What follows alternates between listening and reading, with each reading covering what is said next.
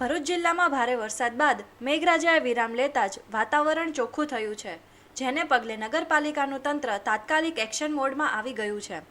વરસાદી પાણી ઓસરતા જ શહેરના નીચાણવાળા વિસ્તારો અને શેરીઓમાં જામી ગયેલા કીચડ અને ગંદકીને દૂર કરવા માટે પાલિકા દ્વારા યુદ્ધના ધોરણે સફાઈ ઝુંબેશ હાથ ધરવામાં આવી છે। શહેરમાં વરસાદી પાણી ભરાવાના કારણે ડેન્ગ્યુ, મલેરિયા કે પાણીજન્ય રોગચાળો ન ફેલાય તે માટે આરોગ્ય વિભાગ અને સફાઈ કર્મચારીઓની અલગ અલગ ટીમો કામે લગાડાઈ છે। અસરગ્રસ્ત વિસ્તારોમાંથી કીચડ દૂર કરવાની સાથે જ ગંદકીવાળી જગ્યાઓ પર બ્લીચિંગ પાવડર અને જંતુનાશક દવાઓનો સઘન છંટકાવ કરવામાં આવી રહ્યો છે। આ ઉપરાંત મચ્છરોનો ઉપદ્રવ અટકાવવા માટે શહેરના વિવિધ વોર્ડ, સોસાયટીઓ અને ગલીઓમાં મોટા પાયે ફોગિંગની કામગીરી પણ ચાલુ કરી દેવામાં આવી છે। તંત્ર દ્વારા નાગરિકોના સ્વાસ્થ્યની સુરક્ષા માટે તમામ જરૂરી તકેદારીના પગલાં લેવાઈ રહ્યા છે।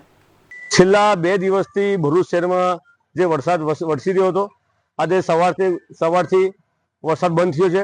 ત્યાર પછી ભરૂચ નગરપાલિકા દ્વારા તમે જોઈ શકો છો સાફ સફાઈની શરૂઆત કરવામાં આવી છે, જેથી રોગચાળો ન ફાટી નીકળે। એસડીએમ શ્રી વહીવટીતંત્ર પણ સંકલન સાથે અમારા સીઓ સાહેબ અમે સંકલનમાં હતા। પાણી ઓસર્યા પછી તમે જોઈ શકો નગરપાલિકાથી કામગીરી ચાલુ છે, આખા વિસ્તારમાં કામગીરી થઈ રહી છે।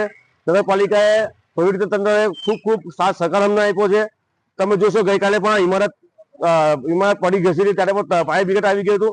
નગરપાલિકા વહીવટીતંત્ર અને નગરપાલિકા સભ્યશ્રી, આ વોર્ડ નંબર 10ના સભ્યશ્રી બધા સંકલનથી સારી એવી કામગીરી થઈ રહી છે અને અમે ખૂબ આભાર વ્યક્ત કરીએ છીએ અને ભવિષ્યમાં હજુ પણ કામગીરી ચાલુ રહે, આવતીકાલે પણ કામગીરી ચાલુ રહે, જેથી સાફ સફાઈ બરાબર થઈ શકે અને રોગચાળો ના ફાટી નીકળે।